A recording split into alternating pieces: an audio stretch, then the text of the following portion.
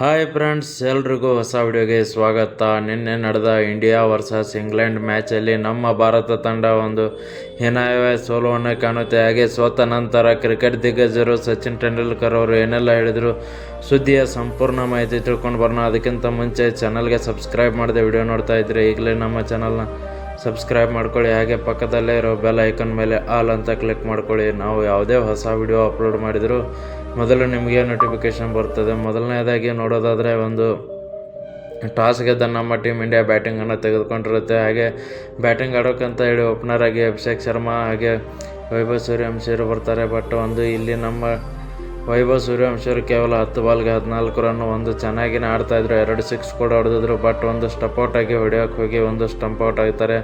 ಅಲ್ಲಿ ವೈಭವ್ ಸೂರ್ಯವಂಶಿ ಔಟ್ ಆಗಿ ಹೋಗ್ತಾರೆ. ಕೇವಲ 10 ಬಾಲ್ಗೆ 14 ರನ್ ತೆಗೆದು ಅದಾದಮೇಲೆ ಅಭಿಷೇಕ್ ಶರ್ಮಾ ಅವರು ಚೆನ್ನಾಗಿ ಆಡ್ತಾರೆ. ಅದಾದಮೇಲೆ ಇಶಾನ್ ಕಿಶನ್ ಅವರು ಬರ್ತಾರೆ. ಅವರು ಕೂಡ ಎವರೇಜ್ ಸ್ಕೋರ್ನ ಕಲೆ ಹಾಕ್ತಾರೆ. ಲೋ ಸ್ಟ್ರೈಕ್ ರೇಟಲ್ಲಿ 40 ಬಾಲ್ 49 ರನ್ನು. ಅದಾದಮೇಲೆ ಶ್ರೇಯಸ್ ಅಯ್ಯರ್ ಅವರು ಕೂಡ ಚೆನ್ನಾಗಿ ಆಡ್ತಾರೆ. 37 ರನ್ನನ್ನು ಹೊಡೆದು ಟೀಮ್ ಮತ್ತು ಅವರು ಕೂಡ ಹೆಚ್ಚಿಸ್ತಾರೆ.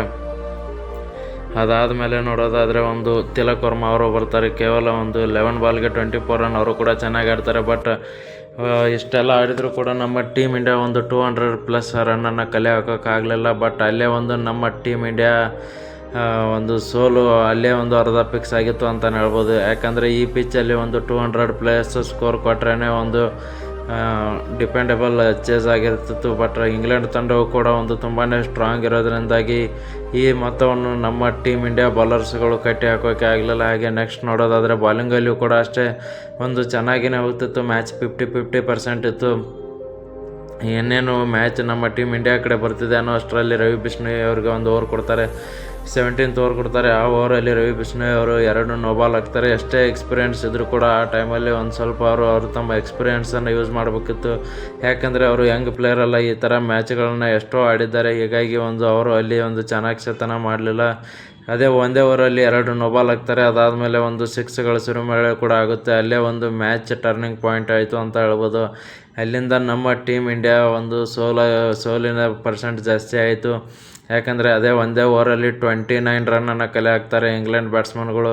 ಅಲ್ಲಿಂದ ಮ್ಯಾಚ್ ಚೇಂಜಿಂಗ್ ಓವರ್ ಅಂತಲೇ ಹೇಳ್ಬೋದು. ಅದಾದಮೇಲೆ ಅವರಿಗೆ ಈ ರನ್ ಈಸಿಯಾಗಿ ಚೇಸ್ ಮಾಡೋಕ್ಕಾಯಿತು ಅಂತಲೇ ಹೇಳ್ಬೋದು. ಯಾಕಂದರೆ ಆ ಓವರಲ್ಲಿ ಏನಾದರೂ ಕೇವಲ 10-15 ರನ್ಸ್ ಅಷ್ಟೇ ಕೊಟ್ಟಿದ್ದಿದ್ರೆ 15 ರನ್ಸ್ ಜಾಸ್ತಿ ಇರ್ತಿತ್ತು. ಅಲ್ಲಿಂದ ನಾವು ಡಿಪೆಂಡ್ ಮಾಡ್ಕೊಳ್ಬೋದಾಗಿತ್ತು ಅಂತ ಹೇಳಿದ್ದಾರೆ. ಹಾಗೆ ಸಚಿನ್ ತೆಂಡೂಲ್ಕರ್ ಅವರು ಕೂಡ ಅದನ್ನೇ ಹೇಳಿದ್ದಾರೆ. ಕ್ರಿಕೆಟ್ ದಿಗ್ಗಜ ಆಗಿರ್ತಕ್ಕಂಥ ಸಚಿನ್ ತೆಂಡೂಲ್ಕರ್ ಅವರು ಕೂಡ ಅದನ್ನೇ ಹೇಳಿದ್ದಾರೆ. ಕ್ಯಾಪ್ಟನ್ಶಿಪ್ ಬಗ್ಗೆಯೂ ಕೂಡ ಹೇಳಿದ್ದಾರೆ. ಕ್ಯಾಪ್ಟನ್ ಆಗಿರ್ತಕ್ಕಂಥ ಶ್ರೇಯಸ್ ಅಯ್ಯರ್ ಕೂಡ ಇದನ್ನೆಲ್ಲ ನಿಭಾಯಿಸಬೇಕು. ಯಾವ ಓವರ್ ಯಾವ ಬಾಲರ್ಗೆ ಕೊಡಬೇಕು, ಆ ಟೈಮಲ್ಲಿ ಶಿವಮ್ ದುಬೆ ಅವರಿಗೆ ಚಾನ್ಸ್ ಕೊಟ್ಟು ನೋಡಬೇಕಾಗಿತ್ತು. ಬಟ್ ರವಿ ಬಿಷ್ಣೋಯ್ಗೆ ಕೊಟ್ಟು ಅಲ್ಲಿಂದ ನಮ್ಮ ಟೀಮ್ ಇಂಡಿಯಾ ಸೋಲೋಕ್ಕೆ ಕಾರಣ ಆಯಿತು. ಹೀಗಾಗಿ ಕ್ಯಾಪ್ಟನ್ಸಿಯಲ್ಲಿ ಕೂಡ ಸ್ವಲ್ಪ ರಾಂಗ್ ಡಿಸಿಷನ್ಗಳು ಬರ್ತಿದ್ದಾವೆ ಅಂತ ಕೂಡ ಹೇಳಿದ್ದಾರೆ. ನೆಕ್ಸ್ಟ್ ಮುಂದಿನ ಮ್ಯಾಚ್ಗೆ ಅವರೇ ಕ್ಯಾಪ್ಟನ್ ಆಗಿರ್ತಾರೋ ಅಥವಾ ಚೇಂಜ್ ಆಗ್ತಾರೋ ಗೊತ್ತಿಲ್ಲ. ಬಟ್ ಏನೇ ಅಂದರೂ ಕೂಡ ನಿನ್ನೆ ಮ್ಯಾಚ್ ನಮ್ಮ ಟೀಮ್ ಇಂಡಿಯಾ 200+ ರನ್ಸ್ ಕಲೆ ಹಾಕಿದರೆ ಡಿಪೆಂಡ್ ಮಾಡ್ಕೊಳ್ಬೋದಾಗಿತ್ತು. ನೋಡೋಣ ನೆಕ್ಸ್ಟ್ ಮ್ಯಾಚಲ್ಲಿ ಏನೆಲ್ಲ ಚೇಂಜಸ್ ತರ್ತಾರೆ, ಹಾಗೆ ಏನೆಲ್ಲ ಬದಲಾವಣೆ ಮಾಡ್ತಾರೆ ಅಂತ ಹೇಳಿ. ವಿಡಿಯೋ ಇಷ್ಟ ಆಗಿದ್ದರೆ ಲೈಕ್ ಮಾಡಿ, ಶೇರ್ ಮಾಡಿ, ಸಬ್ಸ್ಕ್ರೈಬ್ ಮಾಡ್ಕೊಳ್ಳಿ. ಇನ್ನಷ್ಟು ಸ್ಪೋರ್ಟ್ಸ್